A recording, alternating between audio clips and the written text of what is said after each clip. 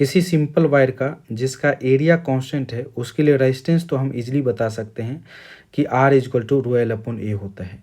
लेकिन यहाँ पर हमारे पास एक कंडक्टिंग स्फीयर है जिसका इनर रेडियस ए और आउटर रेडियस बी है, और इसमें करंट रेडियली इनवर्ड या रेडियली आउटवर्ड फ्लो कर सकता है। दोनों ही केस में सेम आंसर आने वाला है।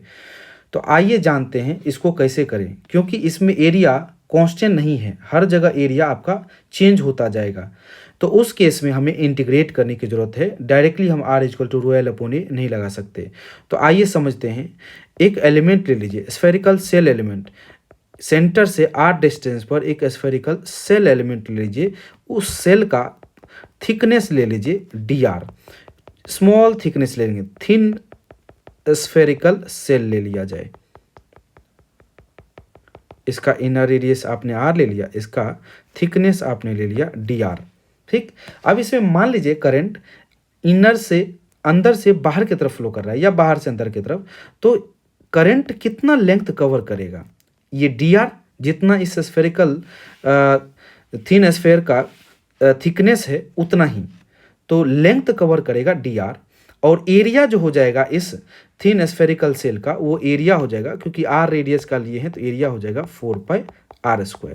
और ये लेंथ कवर करेगा बच्चों इस स्फेरिकल थिन स्फेरिकल सेल के लिए लेंथ जो कवर करेगा वो dr होगा।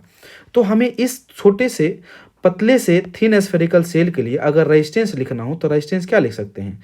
dr, क्योंकि थिन एलिमेंट है तो उसका रेजिस्टेंस भी कम होगा, उसको हम dr मान लिए।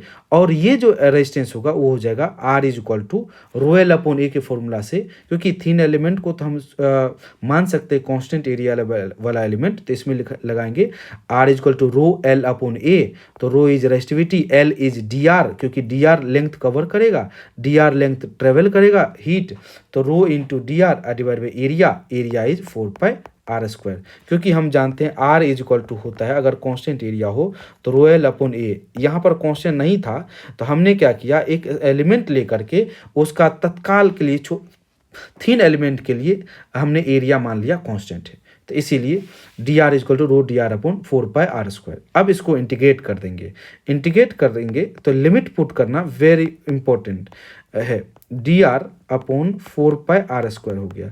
बच्चों ध्यान दीजिएगा, लिमिट हमारा कहाँ से कहाँ होगा, क्योंकि हमारा जो इनर रेडियस है a और आउटर रेडियस b है, तो a से लेकर के b तक जाएगा, तो a से लेकर के b तक जाएगा रेडियस, तो dr का इंटीग्रेशन हो जाएगा r एंड रो इंटू 4π बाहर निकल जाएंगे क्योंकि कांस्टेंट है, r की पावर -2 dr, a से b आ जाएगा।